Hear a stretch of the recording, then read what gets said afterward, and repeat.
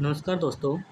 7 अक्टूबर 2024 के एमटीएस के second shift के जितने भी क्वेश्चन आंसर और उनसे संबंधित जितने भी इम्पोर्टेंट फैक्ट्स हैं और क्वेश्चन हैं, उन सभी को इस वीडियो में रिवाइज करेंगे। तो पहला क्वेश्चन है, वो आया था, फ्लाइंग टू विन निम्नलिखित में से किस खिलाड़ी की आत्मकथा है? आंसर है साइना नेहवाल की। जो साइना नेहवाल है, भारत की स्टार बैडमिंटन खिलाड़ी है, ये उनकी है। एसएससी परीक्षा हेतु प्रमुख आत्मकथा हैं और उनके लेखक हैं। आत्मकथाएं, the story of my experiment with truth, ये महात्मा गांधी की पुस्तक है।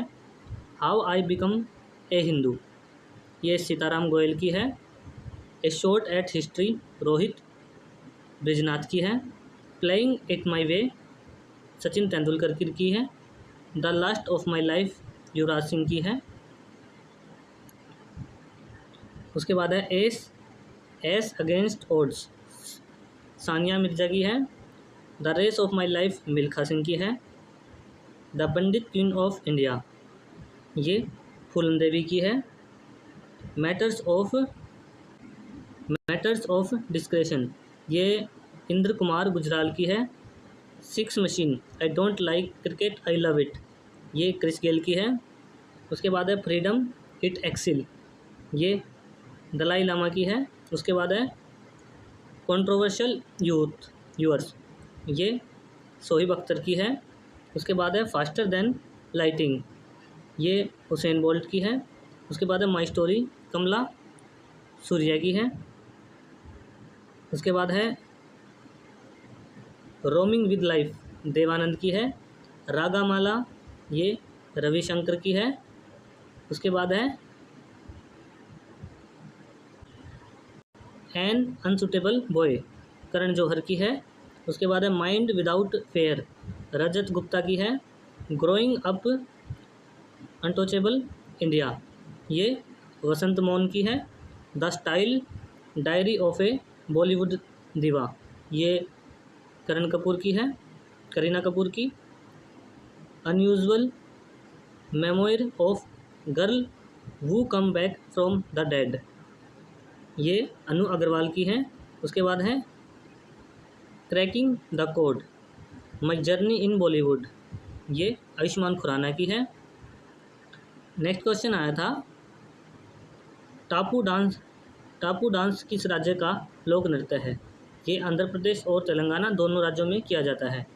आंध्र प्रदेश के अन्य लोक नृत्यों में कुचिपुड़ी, विलासिनी नाट्यम, आंध्र प्रदेश भामाकलम, वीरानाट्यम, टपेटा गुल्लू, लांबड़ी, दिमसा, कोलाट्टम और मुट्टा कोमलू जैसे नृत्य शामिल हैं। तेलंगाना के प्रमुख लोक नृत्यों में गुसाड़ी नृत्य, धमीसा नृत्य, लांबड़ी नृत्य और पेरिसी शिवतांडम जैसे नृत्य शामिल हैं। टप्पू के प्रयुक्त वाद्य यंत्र, तबला, झांझ, हारमोनियम और टप्पू, इसलिए टप्पू नृत्य में तानपुरा का उपयोग नहीं किया जाता है। नेक्स्ट क्वेश्चन है, इसमें से कौन सी लैंगून झील नहीं है? ये अष्टमुखी झील, चिल्का झील और पुलिकट झील सभी लैंगून के उदाहरण हैं। उसके बाद नेक्स्ट है नैनीताल झील। नैनीताल झील उत्तराखंड के कुमाऊं क्षेत्र में नैनीताल जिले में स्थित है। यह एक प्राकृतिक मीठे पानी की झील है। भारत की सबसे बड़ी जो लैंगून झील, चिल्का झील है, यह झील ओडिशा के पूर्वी तट पर स्थित है। यह एशिया की सबसे बड़ी खारे पानी की लैंगून और दुनिया की दूसरी सबसे बड़ी तटीय लैंगून झील है। भारत की सबसे लंबी झील की बात करें तो यह तेमनाड झील है, जो कि केरल राज्य में स्थित है। उसके बाद है नेक्स्ट क्वेश्चन, महाबलीपुरम में किनारे के मंदिर किसने बनवाए थे? महाबलीपुरम किनारे पर किसने बनवाए थे? महाबलीपुरम में तट मंदिर का निर्माण 8वीं शताब्दी में पल्लव राजवंश नरसिम्हा वर्मन द्वितीय ने करवाया था, जिन्हें राजसिम्हा को नाम से भी जाना जाता है। यह 1984 में यूनेस्को विश्व धरोहर स्थल में शामिल हुए थे। इनकी 2 चमकें हैं, एक शिव की समर्पित है और दूसरी विष्णु को। इनका निर्माण द्रविड़ शैली में किया गया है। उसके बाद इम्पोर्टेंट क्वेश्चन है, नरसिंह द्वितीय पल्लव साम्राज्य के थे। नरसिंह वर्मन प्रथम ने महाबलीपुरम शहर की स्थापना वो की थी। उसके बाद कृष्ण प्रथम एलोरा में प्रसिद्ध कैलाश मंदिर का निर्माण करवाया था। राजराज चोल प्रथम ने तंजौर में बृहदीश्वर मंदिर का निर्माण करवाया था, बृहदेश्वर का। नेक्स्ट क्वेश्चन है, यान बुंगो पैटर्न, जिन्हें वाई पैटर्न के नाम से भी जाना जाता है, नागालैंड के एक प्रसिद्ध राजनीतिक और किस भारतीय राज्य के वर्तमान उप मुख्यमंत्री है? आंसर है नागालैंड के। नेक्स्ट क्वेश्चन आया था, डॉक्टर पुरुषोत्तम दधीच, जिन्हें 2020 में प्रतिष्ठित पद्मश्री पुरस्कार से सम्मानित किया गया था, निम्नलिखित में से किस राज्य से संबंधित हैं? आंसर है, यह एक कथक नर्तक हैं जो कि मध्य प्रदेश के हैं। नेक्स्ट क्वेश्चन था, विधि आयोग ने क्या जारी करने का सुझाव दिया है? आंसर है, राजद्रोह कानून को बरकरार रखना। 22वें विधि आयोग ने भारतीय दंड संहिता की धारा 124(a) को बरकरार रखने की सिफारिश की है, जो राजद्रोह से संबंधित है। नेक्स्ट क्वेश्चन है, रामपुर सहसवान घराने के संस्थापक कौन थे? उस्ताद इनायत हुसैन खां थे। ग्वालियर घराने के जो जन्मदाता हैं, हस्सू खां के दादा नत्थन फीर बख्श माने जाते हैं। कुछ प्रमुख घरानों और उनके संस्थापक के नाम हैं, दिल्ली घराना, इनकी स्थापना सिद्धार्थ खान ने की थी। लखनऊ घराना मियाँ बख्शू खान ने की थी। फर्रुखाबाद घराना हाजी विलायत खान ने की थी। हजरारा घराना कल्लू खान और मीरू खान ने की थी। पंजाब घराना लाल भवानी सिंह ने की थी। मेवाती घराना वाहिद खान और धर्मो नज़ीर खान ने की थी। बनारस घराना पंडित राम शाही ने की थी। नेक्स्ट क्वेश्चन है, प्रधानमंत्री शहरी स्वनिधि योजना के तहत शहरी स्ट्रीट वेंडर्स को 1 साल के लिए कितने रुपए तक का वर्किंग कैपिटल लोन दिया जाता है? ये दिया जाता है 10,000 रुपये तक का। आवास एवं शहरी मामलों के मंत्रालय, इस योजना का उद्देश्य शहरी क्षेत्रों, जिसमें आसपास के शहरी ग्रामीण क्षेत्रों भी शामिल है, में अपने व्यवसाय को फिर से शुरू करने में मदद करने के लिए लगभग 50 लाख स्ट्रीट वेंडर्स को 1 वर्ष की अवधि के लिए 10,000 रुपये तक के जमानत मुफ्त कार्यशील पूंजी ऋण की सुविधा प्रदान करना है। उसके बाद है मनरेगा।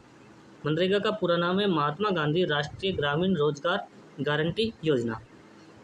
इसका नामकरण 2 अक्टूबर 2003 को हुआ था। इससे पहले ये नरेगा के नाम से जानी जाती थी। इसका जो अधिनियम है 2005 में आया था अधिनियम। नोडल एजेंसी, इसकी जो नोडल एजेंसी है वो है ग्रामीण विकास मंत्रालय। इसकी शुरुआत 2 फरवरी 2006 में हुई थी और ये 200 जिलों में स्टार्ट हुआ था। संपूर्ण देश में जो शुरुआत हुई थी इसकी वो हुई थी 1 अप्रैल 2008 को। उसके बाद है नेक्स्ट क्वेश्चन, बीसीसीआई ने वुमेन इंडियन प्रीमियर लीग के 2023 टीम नीलामी से कितनी कमाई की? आंसर है 5 टीमों की बिक्री से बीसीसीआई ने 4,669.99 करोड़ रुपए का फ़ायदा होने वाला है। न्यूनतम बोली 7,057 करोड़ रुपए थी, जबकि एक टीम के लिए अधिकतम बोली 1,289 करोड़ रुपए थी। नीलामी में सभी वुमेन प्रीमियर लीग टीमों की कीमत बता देते हैं। Adani sport lines, Mumbai Indians, royal Challengers Bangalore और दिल्ली कैपिटल ने वुमेन प्रीमियर लीग में प्रवेश के लिए क्रमशः 1,289 करोड़ रुपए और 912.99 करोड़ रुपए, 901 करोड़ रुपए और 810 करोड़ रुपए की बोलियां लगाई हैं। कैप्री ग्लोबल होल्डिंग ने लखनऊ फ्रेंचाइजी 757 करोड़ रुपए में हासिल की है। नेक्स्ट क्वेश्चन है, कर्तन दहन प्रणाली उड़ीसा राज्य में क्या कहा जाता है? उत्तर है ओडिशा में कर्तन दहन प्रणाली। कर्तन दहन प्रणाली को पमादबी कॉमन या सैदा कहा जाता है? उसके बाद है इम्पोर्टेंस। कृत धन प्रणाली को कहाँ पे किस नाम से जाना जाता है? बेवार और दही इन मध्य प्रदेश में कहा जाता है। पोडू और पेंडा ये आंध्र प्रदेश में कहा जाता है। कुमारी वेस्टर्न घाट में कहा जाता है। वालरे और वाल्ट्रा ये साउथ ईस्टर्न राजस्थान में कहा जाता है। खील हिमालयन बेल्ट में कहा जाता है। उसके बाद है दुनिया के कुछ देशों में कर्तन दहन प्रणाली को इन नामों से भी जाना जाता है। मैक्सिको और मध्य प्रदेश में मिल्पा के नाम से जाना जाता है। वेनेजुएला में कोनुको के नाम से जाना जाता है। ब्राज़ील में रोका के नाम से जाना जाता है। मध्य प्रदेश में मोसले के नाम से जाना जाता है। इंडोनेशिया में लदांग के नाम से जाना जाता है। वियतनाम में रे के नाम से जाना जाता है। इसके अलावा गर्दन दहन प्रणाली के अलावा इसे काटो और जलाओ प्रणाली के नाम से भी जाना जाता है। नेक्स्ट क्वेश्चन है, मिग्री एक दीर्घकालीन बीमारी है और यह किस कारण होती है? यह एक मस्तिष्क की कोशिकाओं में असामान्य विद्युत गतिविधियों के कारण होती है। उसके बाद नेक्स्ट क्वेश्चन आया था, सैकरी महोत्सव किस भारतीय राज्य में मनाया जाता है? आंसर है नागालैंड में। नेक्स्ट क्वेश्चन आया था, अनुच्छेद 16 किससे संबंधित है? यह सार्वजनिक रोजगारों के मामलों में सभी नागरिकों को समान अवसर प्रदान करने के लिए होता है। नेक्स्ट क्वेश्चन आया था, माइका किस प्रकार का खनिज है? ये एक सिलिकेट खनिज है। नेक्स्ट क्वेश्चन आया था, सदिश राशियाँ कौन सी होती है? सदिश राशियाँ वे भौतिक राशियाँ होती हैं जिनमें परिणाम के साथ साथ दिशा भी होती है। कुछ प्रमुख सदिश राशियाँ वेग, त्वरण, बल, विस्थापन, स्वेग और भार। नेक्स्ट क्वेश्चन आया था, आर्य समाज की खोज किसने की थी या फिर आर्य समाज के संस्थापक किसे कहा जाता है? स्वामी दयानंद सरस्वती को आर्य समाज के संस्थापक के रूप में जाना जाता है। उसके बाद नेक्स्ट क्वेश्चन आया था, सम्राट अशोक का हृदय परिवर्तन वो है कब हुआ था? ये कलिंग युद्ध के बाद हुआ था। कलिंग मतलब जो अभी का उड़ीसा है उसे पहले कलिंग के नाम से जाना जाता था, तो कलिंग के युद्ध के बाद ही सम्राट अशोक का जो हृदय है वो चेंज हो गया था और उन्होंने बौद्ध धर्म को ग्रहण कर लिया था। और जो सम्राट अशोक हैं वो मौर्य वंश के एक सम्राट थे।